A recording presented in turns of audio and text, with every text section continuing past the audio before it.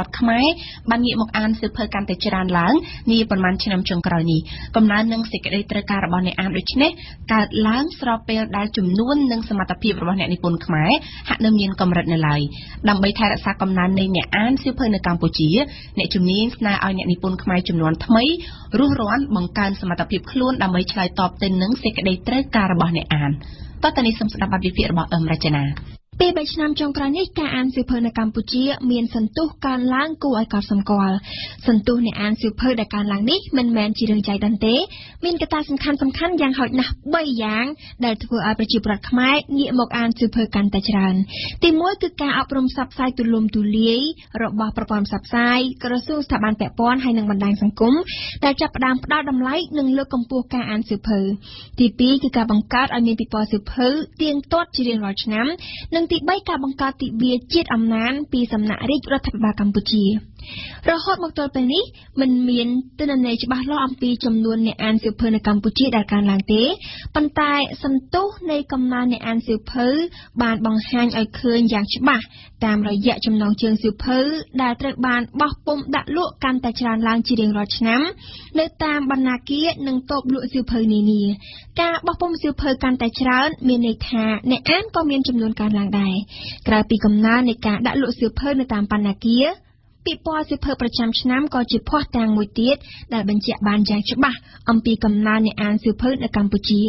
កាលពីឆ្នាំ2011ពិព័រណ៍សៀវភៅមានស្តង់ចំនួន10ប៉ុណ្ណោះដែលចូលរួមនិងទាក់ទាញអ្នកទស្សនាបានប្រមាណ300នាក់ចំនួនស្តង់បានកើនឡើងដល់15ស្តង់មានអ្នកទស្សនាចំនួន1000នាក់នៅឆ្នាំ2013នៅឆ្នាំ2014ចំនួនស្តង់សៀវភៅកើនឡើងទ្វេមួយជា2គឺ30ស្តង់និងមានចំនួនអ្នកចូលរួមទស្សនាកើនឡើងយ៉ាងគំហុករហូតដល់ទៅ7500នាក់នៅឆ្នាំ2016ចុងក្រោយនេះស្តង់ក្រុមហ៊ុននិងគ្រឹះស្ថានបោះពុម្ពផ្សាយដែលចូលរួមនៅក្នុងពិព័រណ៍សៀវភៅមានចំនួន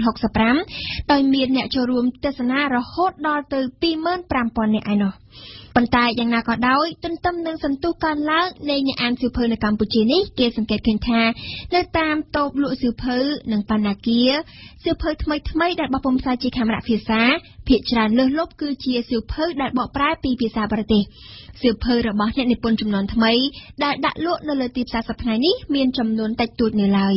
នេះក៏ព្រោះតែអ្នកនិពន្ធខ្មែរនៅមានចំនួនតិចហើយក្នុងចំណោមចំនួនដ៏តិចនោះទៀតសោតអ្នកនិពន្ធជំនាន់ថ្មីដែលមានសមត្ថភាពក៏មានចំនួនកាន់តែតិចទៅទៀតអ្នកនិពន្ធគឺជាមនុស្សសេរីនិងជាអ្នកច្នៃប្រឌិតបង្កើតថ្មីដែលត្រូវការដឹងរឿងរ៉ាវក្នុងធម្មជាតិនិងសង្គមជាច្រើនដើម្បីយកទៅប្រឌិតប្រៀបធៀបទៅតាមទំនោរនៃឆន្ទៈរបស់ខ្លួនទុកជាការកំសាន្តនិងពិចារណាសំដៅទៅរកការបង្កើតគំនិតថ្មីអ្នកនិពន្ធអាចតាក់តែងព្រឹត្តិការណ៍មួយទៅជាកំណាព្យជារឿងប្រឌិតជាចម្រៀងជាភាពយន្តឬក៏រូបថ្លុកកំប្លុកកំប្លែងក៏មានដែរទៅតាមជំនាញនិងទេពកោសល្យរបស់ពួកគេដោយរើសយកស្ថានភាពសង្គមណាមួយទុកឲ្យអ្នកអានពិចារណានៅក្នុងទសវត្សរ៍ទី50 60និង70អ្នកនិពន្ធខ្មែរជាច្រើនប្រឹងប្រែងត្រួសត្រាយកសាងស្នាដៃរបស់ខ្លួនរហូតទទួលបានការគាំទ្រពីសាធារណជនពិសេសនៅក្នុងរបបសាធារណរដ្ឋដែលមានការបោះពុម្ពផ្សាយច្រើនឯបច្ចុប្បន្នវិញអ្នកនិពន្ធហាក់ត្រូវបានគេចាត់ទុកថាជាក្រុមមនុស្សដែលមិនសូវមានសារៈសំខាន់និងពុំមានអ្នកគ្រប់គ្រងត្រឹមត្រូវទេទោះបីជាមានក្រុមសមាគមអ្នកនិពន្ធ2ឬក៏3ប្រឹងប្រែងឈរដោយខ្លួនឯងទាំងត្រដាប់ត្រដួសក៏ដោយក៏គេមិនអាចរកឃើញភាពច្បាស់លាស់មួយដើម្បីអភិវឌ្ឍវិស័យសំណេរនិងជាទីសង្ឃឹមសម្រាប់អ្នកនិពន្ធខ្មែរស្រករថ្មីឡើយនៅប្រទេសកម្ពុជាវិជ្ជានិពន្ធមិនទាន់ជាមុខវិជ្ជាវិទ្យាសាស្ត្រមួយដោយមុខវិជ្ជាផ្សេងទៀតទេការដែលអ្នកនិពន្ធមួយចំនួនអាចតែងនិពន្ធនិងបោះពុម្ពស្នាដៃរបស់ខ្លួនបានមានតិចណាស់ដែលបានឆ្លងកាត់វគ្គបណ្ដុះបណ្ដាលវិជ្ជានិពន្ធឲ្យបានត្រឹមត្រូវឯការបណ្ដុះបណ្ដាលនោះទៀតសោតមានរយៈពេលខ្លីហើយមិនមានមេរៀនច្បាស់លាស់សម្រាប់អ្នកសិក្សាទេចំណែកគ្រូបង្រៀនមុខវិជ្ជាតែងនិពន្ធនោះទៀតសោតច្រើនតែបង្ហាញសារទៅកាន់សិក្ខាកាមអំពីរបៀបសរសេរកំណាព្យឬក៏ប្រឡោមលោកតាមបែបបុរាណជាជាងការវែកញែកបង្ហាញពីគំនិតដែលមាននៅក្នុងអត្ថបទអក្សរសិល្ប៍ទាំងនោះឬក៏ការបង្កើតគំនិតថ្មីសម្រាប់បម្រើសេចក្តីត្រូវការរបស់អ្នកអាននៅក្នុងសង្គមសព្វថ្ងៃពេលខ្លះគ្រូបង្រៀនមិនហ៊ានបកស្រាយនៅទស្សនៈរបស់រឿងដែលឆ្លុះបញ្ចាំងមកសង្គមឬក៏មិនហ៊ានឆ្លើយនឹងសំណួររបស់សិក្ខាកាមព្រោះគាត់បារម្ភថាអាចប៉ះពាល់ទៅដល់ផ្នែកនយោបាយ យឬក៏ការដឹកនាំរបស់ស្ថាប័នខ្លះនៅក្នុងរដ្ឋាភិបាល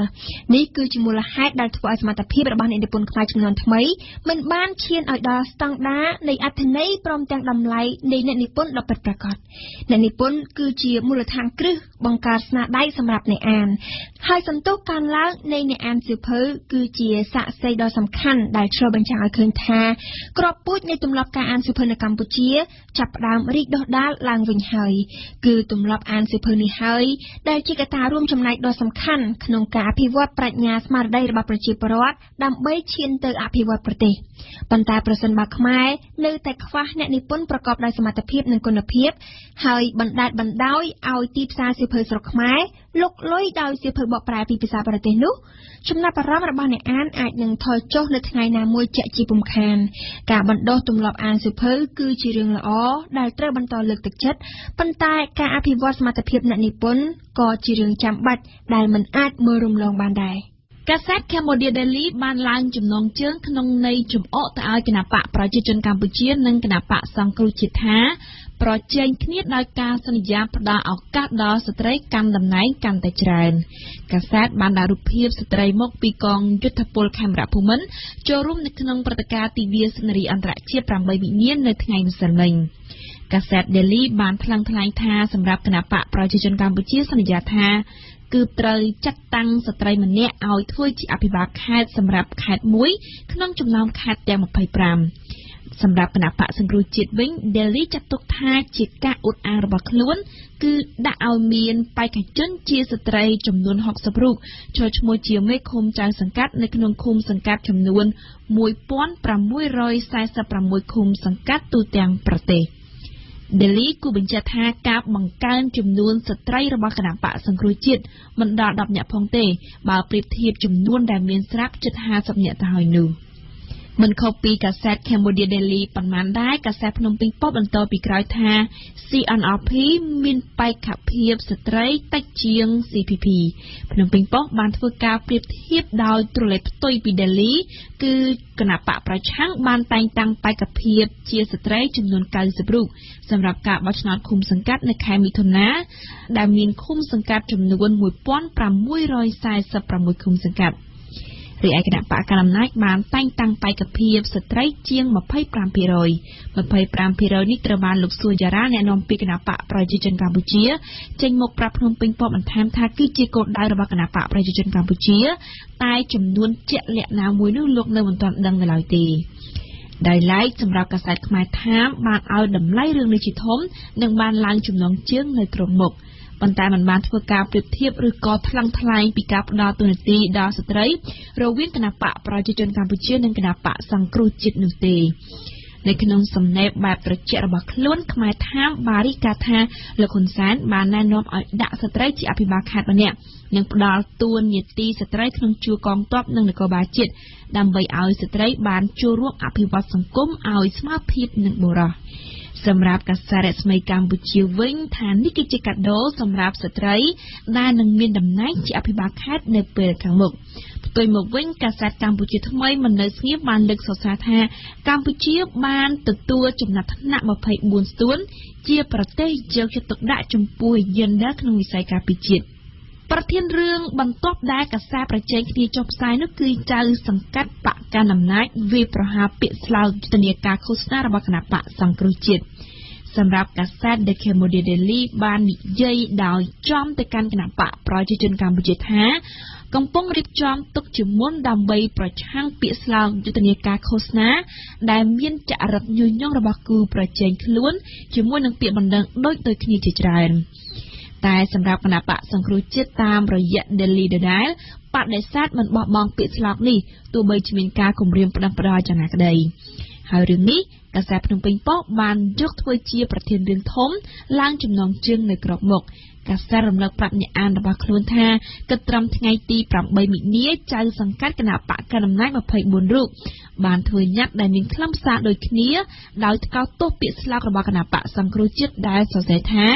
ដូរមេឃុំបម្រើបកដាក់មេឃុំបម្រើរាជ ដែលឡែកសម្រាប់កាសែតកម្ពុជាថ្មីបានរាយការណ៍បេក្ខជនលេខរៀងទី2របស់គណៈបកប្រឆាំងប្រកាសលាលែងចេញពីគណៈបកសង្គ្រោះជាតិនិងបានចោះចូលជាមួយគណៈបកប្រជាជនកម្ពុជាវិញគណៈមានការចោទប្រកាន់មកលើគណៈបកកណ្ដាលអំណាចកំពុងព្យាយាមបំបែកគណៈបកប្រឆាំង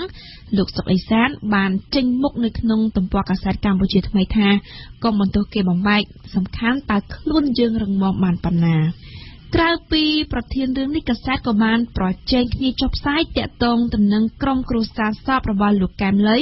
ក្រុងសាងសង់ចិត្តដីធ្វើពីថ្មម៉ាប់តម្លៃ$17,000នឹងមិនទាន់ដាក់ពាក្យប្តឹងគណៈបកសង្គ្រោះជាតិភ្លាមទេបន្ទាប់ពីគណៈបកសង្គ្រោះជាតិបានបញ្ចេញសារដែលជាពាក្យស្លោកដ៏សំខាន់របស់ខ្លួននៅក្នុងការត្រៀមឃោសនាការបោះឆ្នោតក្រុមប្រឹក្សាឃុំសង្កាត់នាខែកក្កដាឆ្នាំ2017ខាងមុខយ៉ាងណាក៏ដោយលោកសុកអេសានអ្នកនាំពាក្យគណៈបកប្រជាជនកម្ពុជាបានប្រាប់វិទ្យុបារាំងអន្តរជាតិនៅថ្ងៃនេះថាគណៈបកនឹងដាក់ពាក្យប្តឹងឲ្យបានមុនការបោះឆ្នោតខាងមុខប្រសិនបើគណៈបកប្រឆាំងមិនមានការផ្លាស់ប្តូរខ្លឹមសារចំណែកចៅសង្កាត់ទាំង8រូបរបស់ខណ្ឌ7មករានៅរាជធានីភ្នំពេញនៅថ្ងៃទី9មិនិនានេះបានចេញញត្តិថ្កោលទោសគណៈបកសង្គ្រោះជាតិដែលបានចេញគោលនយោបាយចោទប្រកាន់មេឃុំចៅសង្កាត់ទាំងអស់ថាបម្រើបកក្រៅពីនេះក៏មានដែរចៅសង្កាត់នៅក្រុងកំពង់ចាមនិងនៅតាមបណ្ដាខេត្តមួយចំនួនផ្សេងទៀតដែលបានចេញសេចក្តីថ្លែងការណ៍ថ្កោលទោសផងដែរអាជ្ញាធរខេត្តស្ទឹងត្រែងក្រុងសរសេរកំណត់ទូតទៅកាន់អាជ្ញាធរខេត្តអត្តារបស់ឡាវដើម្បីពន្លឿនការឆ្លើយតបនៅក្នុងការអនុវត្តកិច្ចព្រមព្រៀងរួមមួយស្តីពីការដោះដូរប្រជាពលរដ្ឋនិងសកម្មភាពនៃការស្ថាបនាផ្លូវឡើងវិញគម្រោងនៃការសរសេរកំណត់ទូតរបស់អាជ្ញាធរខ្មែរនៅពេលនេះធ្វើឡើងបន្ទាប់ពីអាជ្ញាធរនៃប្រទេសទាំងពីរបានជួបប្រជុំគ្នាកាលពីថ្ងៃទី17កុម្ភៈតែមិនទាន់មានដំណោះស្រាយ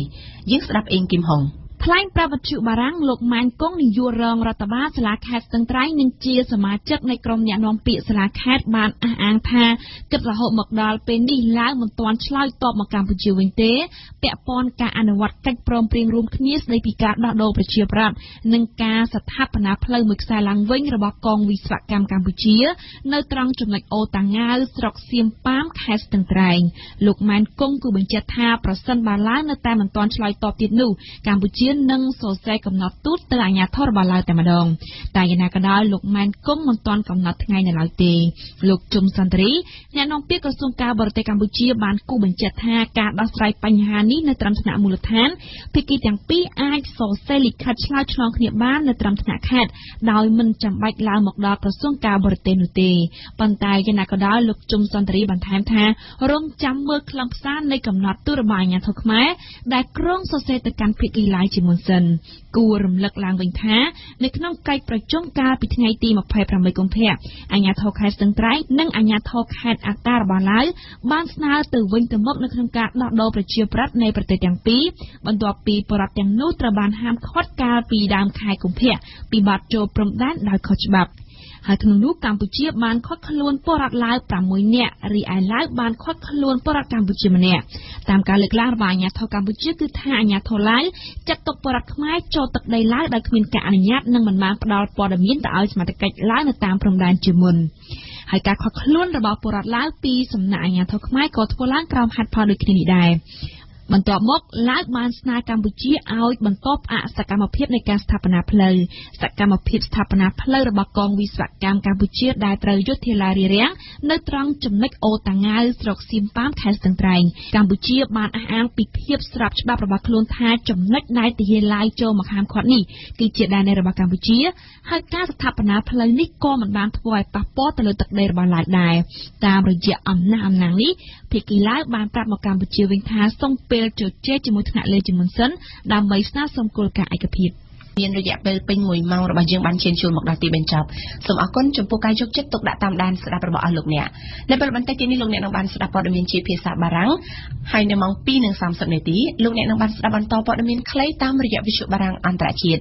សូមអរគុណរ៉ូសាដែលបានជួយបញ្ជាខាងផ្នែកបច្ចេកទេសនៅពេលនេះនាងខ្ញុំប៉ុនសុភ័ណ្ឌនិងសហការីវិទ្យុបារាំងអន្តរជាតិ AFP សូមអរគុណសូមជម្រាបលា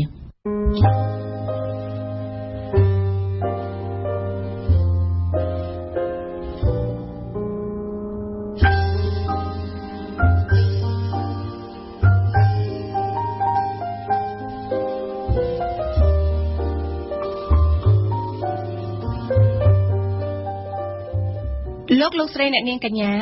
តទៅនេះសូមអញ្ជើញស្ដាប់ព័ត៌មានជាភាសាបារាំង